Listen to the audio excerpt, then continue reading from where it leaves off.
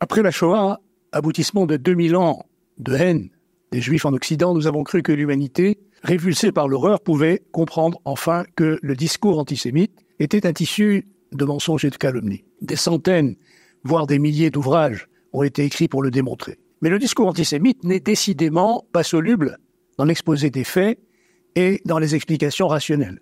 Il revient sans cesse. Cette persistance est effarante. Démonter le mensonge du discours antisémite par l'exposé de la vérité ne sert à rien. Mais alors que faut-il faire ? Avant d'apporter une réponse à cette question, il faut revenir sur la nature du discours antisémite. À travers la profusion des calomnies, souvent contradictoires les unes avec les autres, qui se succèdent depuis des millénaires, un thème est constant et traverse le temps. La déshumanisation du juif.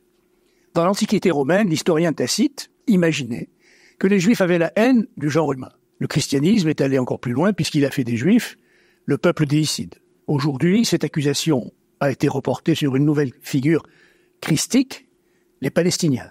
D'autres variantes thématiques ont exprimé cette même idée des juifs comme d'un peuple d'une essence contraire à l'humanité. Le thème de la déshumanisation du juif a, l'expérience historique le montre, un but précis. Justifier le désir profond, obscur mais puissant, et il faut bien l'admettre, on le constate clairement aujourd'hui, universel, de détruire le juif, d'effacer sa présence sur la terre, le désir d'éliminer cette identité humaine singulière qu'est le peuple d'Israël. La pérennité historique du discours antisémite, son renouvellement constant dans l'histoire a une source, présente dans la psyché des nations depuis l'apparition d'Israël dans l'histoire, le désir d'un génocide.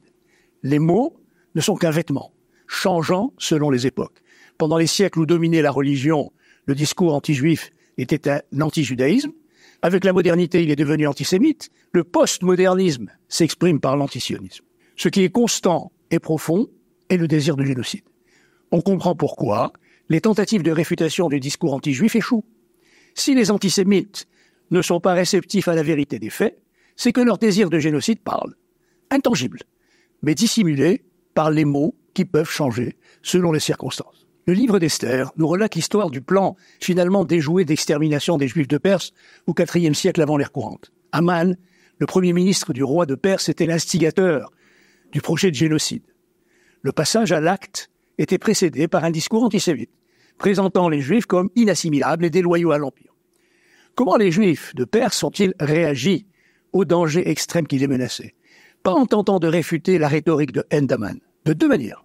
D'une part, en obtenant, grâce à la reine Esther, le droit de se défendre par les armes contre les génocidaires, et d'autre part, en s'engageant dans un ressaisissement spirituel, un retour à leur identité juive, quelque peu affaiblie dans l'exil.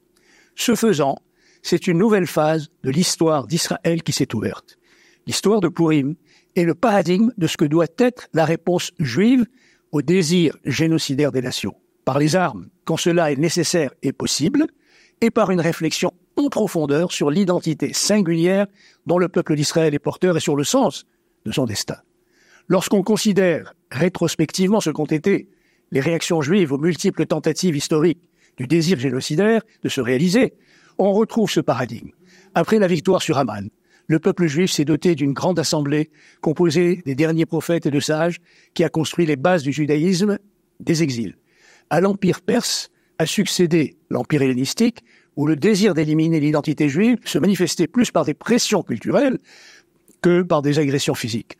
Là encore, la réponse d'Israël ne fut pas de tenter de réfuter la rhétorique anti-juive, la réponse fut la guerre et le ressaisissement spirituel collectif, c'est l'histoire de Hanouka. Le mouvement d'élaboration de la Torah orale, approfondissement de la Torah écrite, a pris naissance à ce moment. Plusieurs siècles plus tard, face aux très meurtrières persécutions romaines, la résistance armée juive fut forte avant de succomber. Mais le développement spirituel qui l'a accompagné fut une avancée décisive, celle de la Mishnah, base du Talmud. Plus tard dans l'histoire, après l'Inquisition et l'expulsion des Juifs d'Espagne dépourvus de moyens de défense physique, la connaissance de la Kabbale a été dévoilée et a fait l'objet d'approfondissements décisifs. L'identité spirituelle d'Israël s'est ainsi révélée et affermie au fur et à mesure de ces confrontations historiques au désir de génocide des nations. Depuis le début du mouvement de retour des Juifs sur la terre d'Israël, le désir de génocide s'est exprimé d'abord en Occident chrétien, puis dans le monde musulman avec toujours plus d'intensité pour atteindre le paroxysme de la Shoah, puis celui des guerres et du terrorisme musulman contre l'État d'Israël. Il y a entre les nazis et les islamistes des liens très étroits et irréfutables. Face à cette pression génocidaire incessante qui a atteint un nouveau paroxysme, le 7 octobre, l'État d'Israël se défend et doit continuer à se défendre sans faiblesse par les armes. Le paradigme de Purim s'est répété dans l'histoire comme une loi, par laquelle, tout en menant une guerre juste, une guerre de défense, l'identité juive actualise son potentiel spirituel. Nous sommes sans doute aujourd'hui au moment où le volet spirituel du paradigme de Purim doit maintenant se produire à nouveau. La sidération que suscite en nous le déferlement des mensonges délirants sur Israël doit être dépassée.